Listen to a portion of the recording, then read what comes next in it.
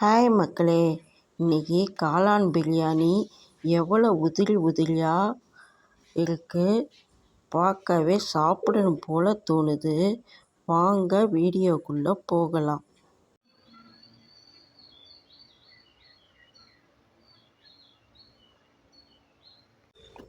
எண்ணெய் 2 குழி கரண்டி எண்ணெய் விட்டுக்கணும்.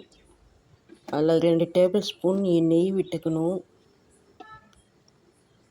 எண்ணெய் காஞ்சதும் ஒரு பிரிஞ்சலை போட்டுக்கணும். ஒரு பட்டை, 6 லவங்கம், 2 ஏலக்காய், கல்பாசி 2 போட்டுக்கணும். அன்னாசி பூ 1 போட்டுக்கணும். இல்லை ஜீரகம் 1 டீஸ்பூனு, சோம்பு 1 டீஸ்பூன் போட்டுக்கணும்.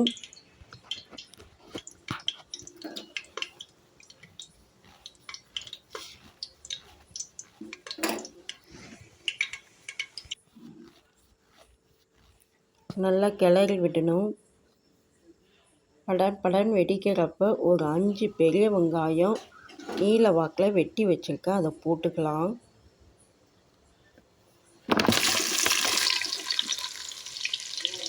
அது நல்லா வதங்கணுங்க.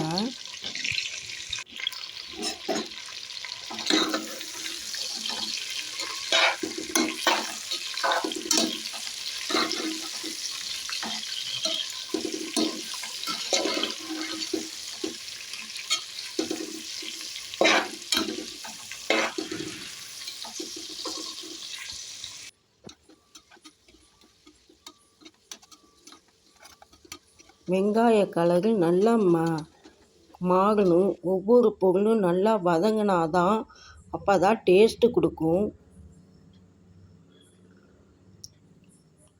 இப்போ ஒரு கைப்பிடி கொத்தமல்லி தழை போட்டுக்கலாங்க. அதுவும் நல்லா வதங்கணுங்க.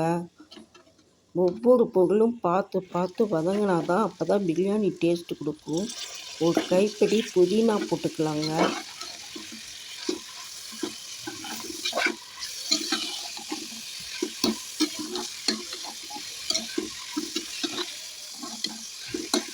நல்லா வதங்கினதும் ஒரு 3 டேபிள் ஸ்பூனு இஞ்சி பூண்டு பேஸ்ட்டை போட்டுக்கலாங்க.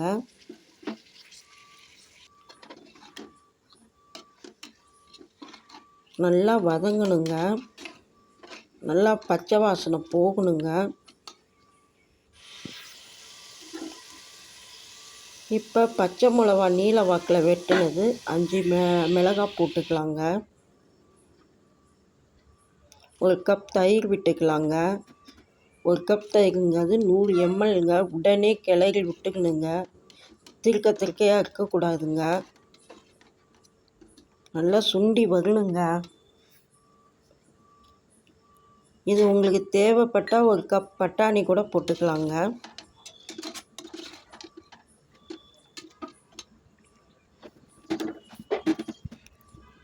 அஞ்சு நீல வாக்கில் தக்காளி 5 தக்காளி நறுக்கிக்கங்க, அதையும் போட்டுக்கலாங்க. நல்லா வதங்கணுங்க. நல்லா தக்காளி பழம் சுருளு பதம் வர வரைக்கும் வதங்கணுங்க. இப்போ ஒரு கைப்பிடி கல் உப்பு போட்டுக்கலாங்க. பிரியாணிக்கு ஒரு கல் தூக்கலாக இருக்கணுங்க. அப்போ தான் ரைஸுக்கு போட்டால் கரெக்டாக இருக்குங்க.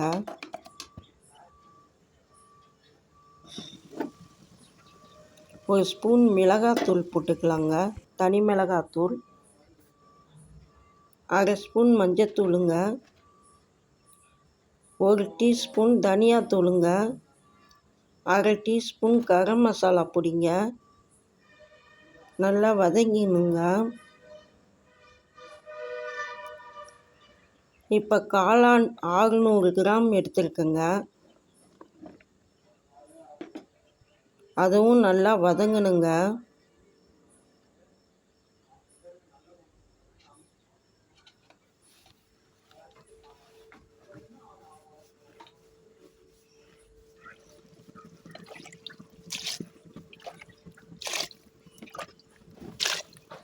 ஏழரை டம்ளர் தண்ணி விட்டுக்கிறேங்க.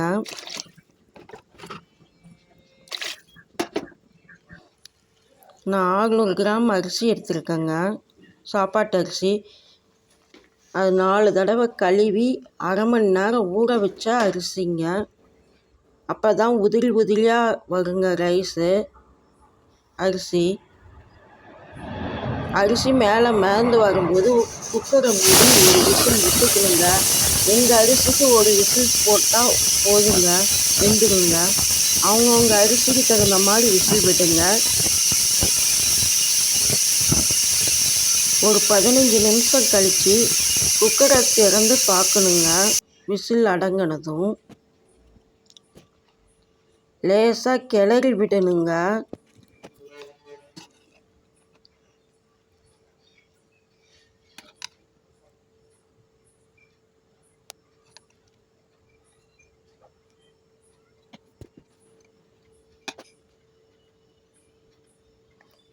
பாருங்க, உதிரி உதிரியாக இருக்குதுங்க. இதுக்கு சைடிஷ் ஆனியன் ரைத்தா வச்சுருக்கேங்க. பிரியாணி ரெடி ஆயிடுச்சுங்க.